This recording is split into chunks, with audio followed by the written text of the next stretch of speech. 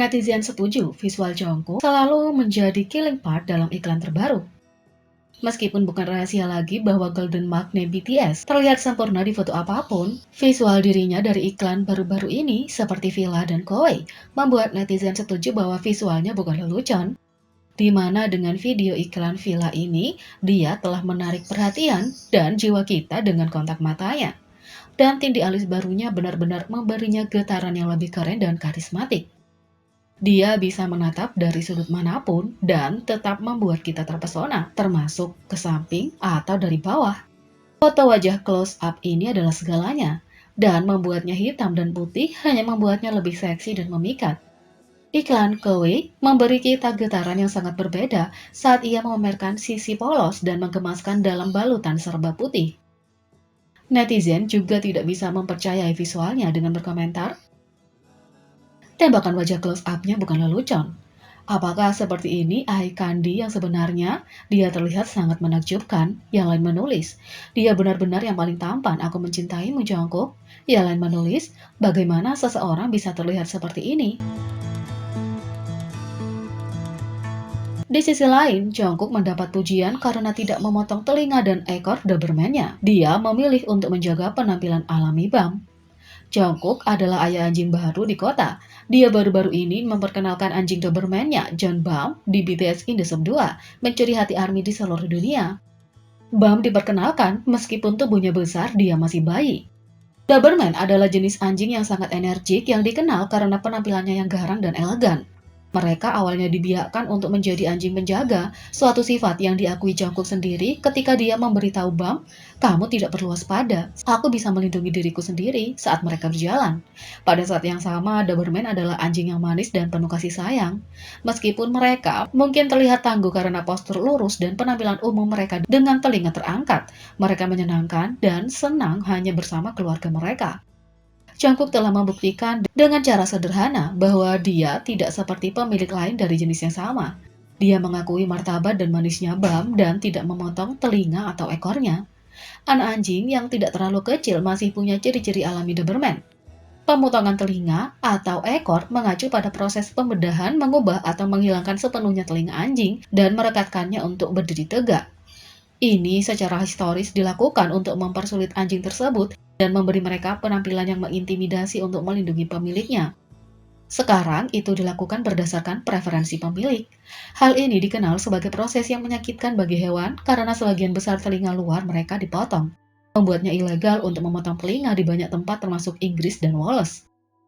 Docking tail juga sering dilakukan pada Doberman untuk tujuan estetika dan membuat mereka tidak mudah cedera. Tapi ini juga bisa menjadi peristiwa yang menyakitkan dan terkadang traumatis bagi anak anjing, terutama jika operasinya tidak ditangani oleh dokter hewan yang andal. Tidak mengherankan, Jungkook telah mengumpulkan banyak pujian online untuk pilihan manusiawinya. 10 kali, Jimin tidak bisa menang melawan musuh terbesarnya, kursi. Jimin punya hubungan yang lucu dengan kursi, tidak peduli di mana dia berada atau apa yang dia lakukan, dia berhasil jatuh begitu sering sehingga penggemar sudah mengiranya. Inilah 10 saat-saat lucu Jimin tidak bisa menang melawan kursi-kursi yang melewatkan itu. Yang pertama, melindungi laptop dengan segala cara. Karena Jimin tidak sepenuhnya duduk di bangku kecil, dia dengan cepat kehilangan keseimbangan, membawa laptop dan mencengkeram tangan RM. 2. Kalau Jimin jatuh di hutan tanpa ada yang mendengarkannya. Saat ini, anak laki-laki menikmati waktu berkualitas di alam dengan api unggun. Mereka sangat fokus untuk bersantai sehingga mereka tidak melihat Jimin jatuh di belakang mereka. 3. Saat kamu tidak mengharapkannya. Di salah satu acara penandatanganan penggemar grup, Jimin bersandar begitu jauh ke belakang sampai dia mendapati dirinya hampir jatuh dari kursi. 4. Tertawa dan jatuh. Kali ini, Jimin mencondongkan tubuh ke depan saat tertawa hingga dia jatuh ke lantai. 5. Tidak terlalu halus seperti Butter. Dalam video musik Butter Hotel Remix, V sama sekali tidak menyadari momen lucu yang terjadi di belakangnya. Waktu dia tampil di depan, Jimin dengan kursi menyebabkan dia jatuh sepenuhnya ke belakang. 6. Tendangan jatuh yang tidak akan pernah terlupakan. Salah satu momen paling lucu dari pertarungan Jimin melawan kursi adalah gerakan kaki yang menendangnya langsung dari kursinya. Itu sangat lucu, hingga J-Hope langsung tertawa terbahak-bahak. Jimin sangat malu hingga dia perlu waktu untuk bersembunyi. J-Hope tidak membiarkan momen tak terlupakan itu meluncur, menedukannya tepat di belakangnya di kursinya sendiri.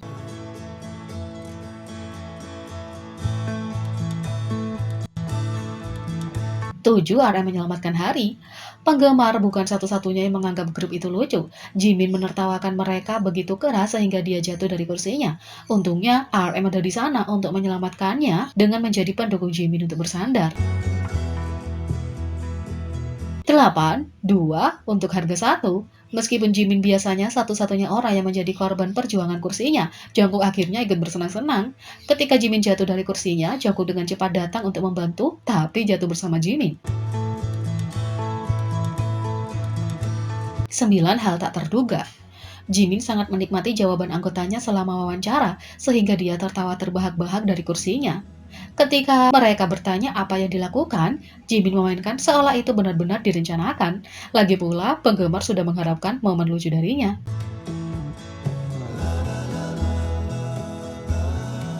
10 saat berpura-pura berubah menjadi lucu. Dengan pukulan karate dari J-Hope, Jimin berpura-pura mundur dari gayanya sampai dia benar-benar hampir terjatuh. Di antara refleksnya dan J-Hope yang mengelurkan tangan, Jimin dengan cepat mendapatkan kembali keseimbangannya. RM bahkan mengelurkan tangan untuk memastikan dia stabil. Dan untuk bonus, jatuh dan tangkap. Inilah 10 lagu BTS yang paling banyak di streaming sepanjang masa. Dari semua artis K-pop di Spotify, BTS dengan mudah memiliki streaming terbanyak secara keseluruhan karena diskografi mereka yang luas serta basis penggemar mereka yang sangat bersemangat. Bahkan beberapa track B-side mereka mencapai lebih dari 100 juta aliran yang tidak terlalu umum untuk dilihat. Tampaknya menjadi judul lagu terbaru mereka yang telah mengumpulkan streaming terbanyak. Tapi ada beberapa lagu lama yang populer yang masih terus mengumpulkan angka hingga hari ini. Ini adalah 10 lagu BTS dengan streaming paling banyak di Spotify saat ini. Nomor 10 Spring Day, dirilis pada 13 Februari 2017 di album You Never Walk Alone. Spring Day saat ini punya 282,6 juta streaming di Spotify. 9. Euphoria, dirilis pada 24 Agustus 2018 di album Love Yourself Answered. Euphoria saat ini punya 285,5 juta streaming di Spotify. 8. Permission to Dance, dirilis pada 21 Mei 2021 di album Butter. Permission to Dance saat ini punya 290,8 juta streaming di Spotify.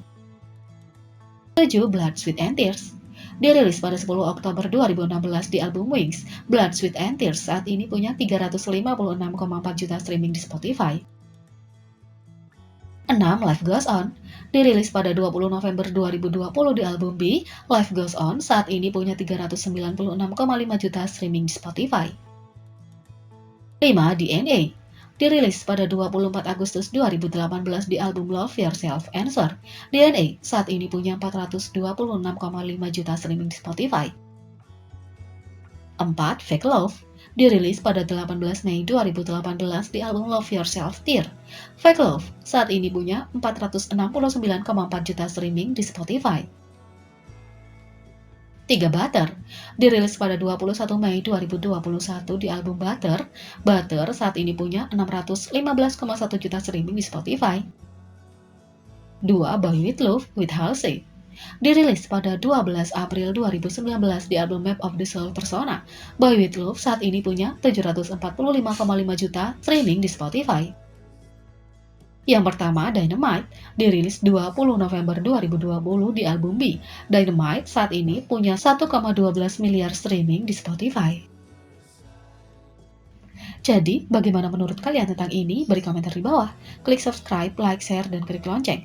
Mari kita sama-sama jadikan channel ini berguna bagi K-popers Indonesia. Sekian video kali ini, sampai jumpa lagi.